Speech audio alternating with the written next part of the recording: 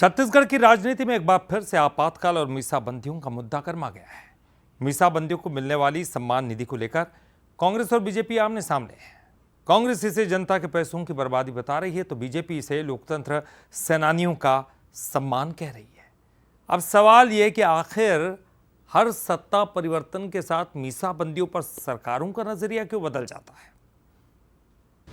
भारतीय लोकतंत्र के इतिहास में आपातकाल एक ऐसा अध्याय जिसने राजनीति की दिशा और दशा दोनों बदल दी।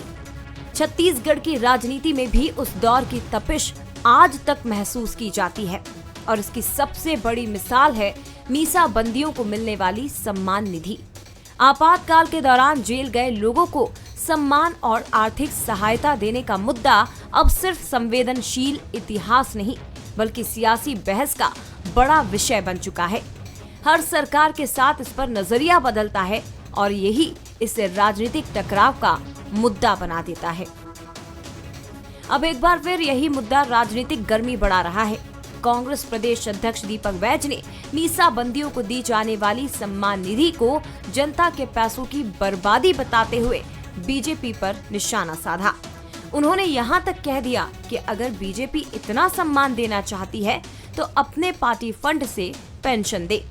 वहीं मुख्यमंत्री विष्णुदेव साय ने पलटवार करते हुए कांग्रेस को आपातकाल की याद दिलाई और कहा कि जिस पार्टी ने लोकतंत्र को कुचलने का काम किया उसे इस विषय पर सवाल उठाने का नैतिक अधिकार नहीं है।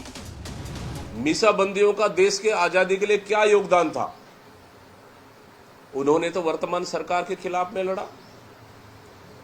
जनसंघ, भारतीय जनता पार्टी के नेता वर्तमान सरकार के खिलाफ लड़ाई लड़े। फिर उनका आजादी, देश की आजादी में क्या उनके योगदान रहा? और मीसाबंदियों के वंशज को भी पेंशन देना आम जनता की गाड़ी कमाई का लूट है। साय सरकार इस तरह के निर्णयों को तत्काल वापस ले। संविधान को ताक पर रखकर इमरजेंसी लागू किया और जितने भी जो गैर कांग्रेसी लीडर थे सबको जेलों में डालने का काम किया।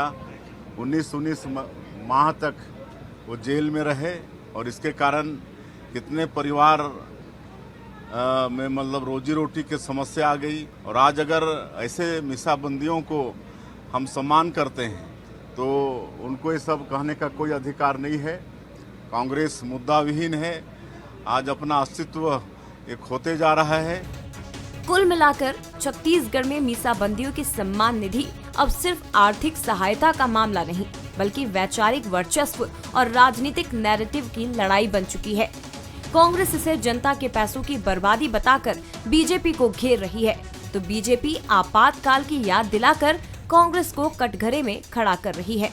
यानी इतिहास का एक अध्याय आज भी सियासत के मंच पर पूरी ताकत से इस्तेमाल हो रहा है। गौरव शुक्ला, बंसल न्यूज, रायपुर।